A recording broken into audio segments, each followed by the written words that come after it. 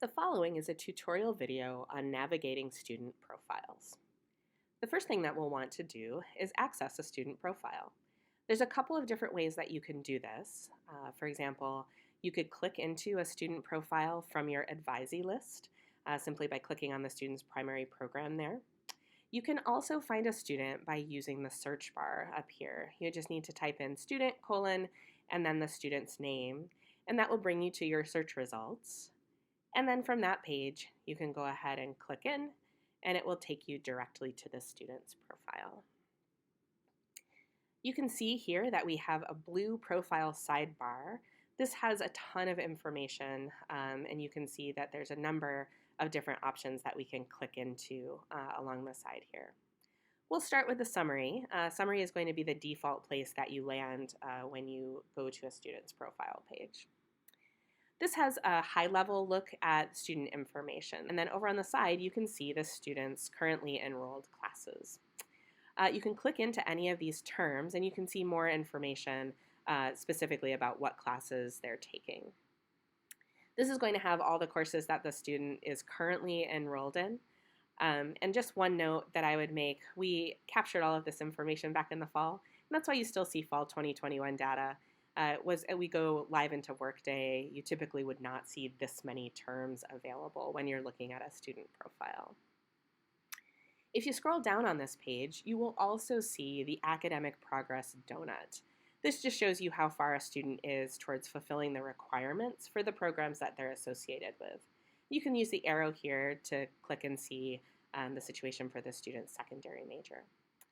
We'll talk more about interpreting these donuts in our video on academic progress and plans.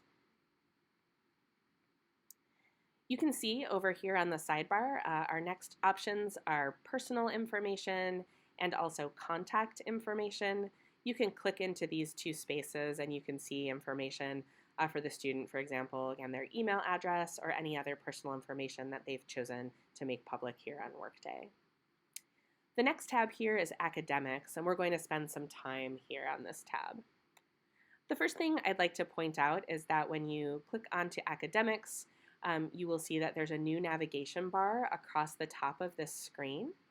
All of the tabs that are here, they may occasionally show up in a different order, and people who have different security than you might have different tabs than you. So you can also click over here onto more if you are not seeing something up here that you think you should be seeing. This will give you a complete list of all of the tabs that are available to you. This can be especially helpful if you have your screen zoomed in or something like that, because that'll limit the number of tabs that you can see.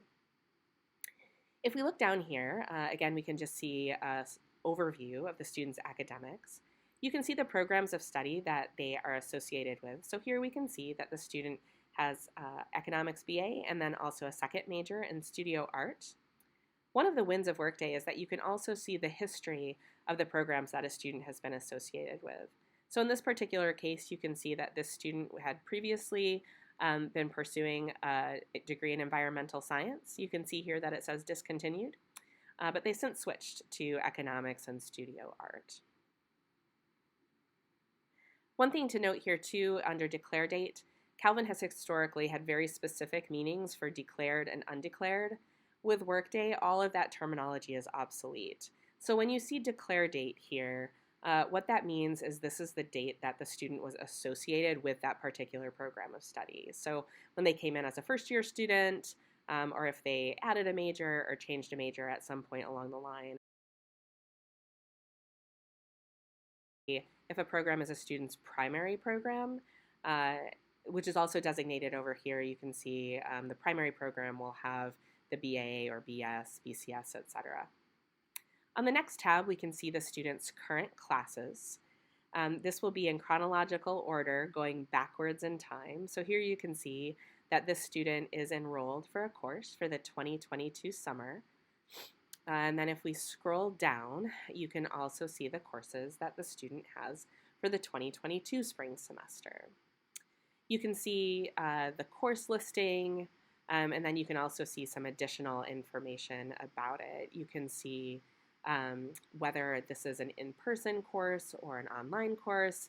You can see when the course meets, where it meets, and you'll see if you scroll down, you can also get to any other semesters that have not yet been completed. And again, we've got that fall on here simply because we captured the information in the test system back in November.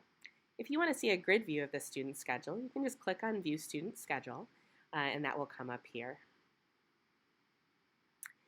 We are going to skip the Plan tab for now and talk about that in our other video. We'll spend a little bit of time on the Academic History tab.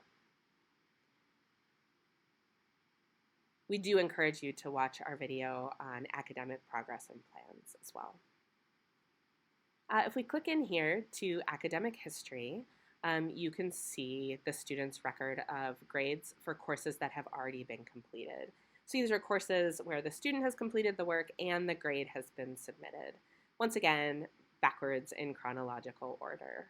So we can see here that the most recent term that the student has grades for is the spring semester of 2021. You can see the courses that they were enrolled in, along with the grades that they received in those courses. If you scroll a little bit further down, you can see the total number of credits that the students attempted for that semester. The student did complete all of the hours that they attempted, and they were all hours that counted for the GPA. You can also see the term GPA here, and you can see the students' cumulative totals at the end of this semester as well.